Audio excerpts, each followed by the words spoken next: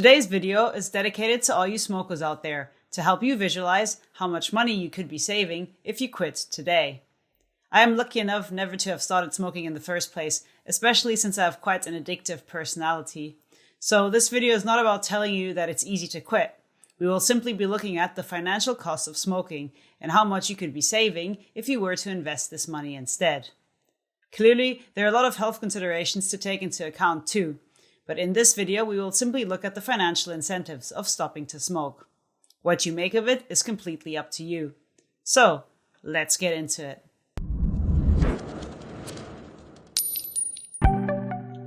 Smoking is an expensive habit, and you might be surprised at how it all adds up. Did you know that on average, most smokers spend £128 per month on cigarettes? That is £1,536 per year, or £15,360 in a decade. In fact, it is likely to be more than that if you account for rising cigarette prices over the years. If you want to estimate how much you are spending on cigarettes per month, I do recommend using the free NHS calculator, which you can find linked in the description down below. All you need to do is to enter the price of your cigarettes and the average number of cigarettes that you smoke per day. I looked at the prices of various different cigarette brands at my local Tesco, and they range from £8.70 to £12.35.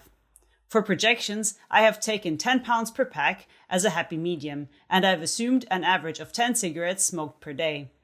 This is based on conversations I've had with some smokers, adjusting for heavier smoking on weekends and going out nights. As you can see, this results in £152 per month and £1,825 per year spent on smoking alone.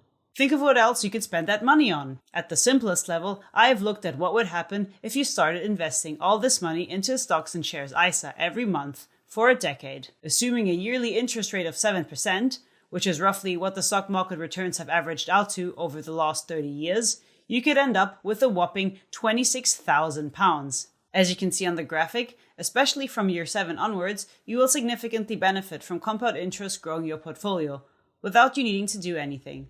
If you simply extend the saving period for a further 5 years to 15 years in total, your pot will grow to £47,000. This is nearly double the amount that you had after 10 years. So hopefully this goes a long way to show how expensive smoking really is. If you don't just take into account the immediate cash burn at the time of purchasing a packet of cigarettes, but you also take into account the foregone future interest that you could be earning if you were to invest that money instead. In addition, there are a lot of other costs associated with smoking, including higher insurance premiums. In the UK, we benefit from the NHS and we don't need to pay for private medical insurance. But did you know that because of health dangers of tobacco, smoking has a serious impact on the cost of life insurance too? Premiums can cost a third more for a 30-year-old smoker and up to twice as much for a smoker over 50 years of age. This is because smokers are more likely to claim on insurance policy due to suffering of an early death or a critical illness. So there we have it. I hope this video was helpful in looking at the cost of smoking from a different angle and giving you an idea how expensive this habit really is when you include all costs.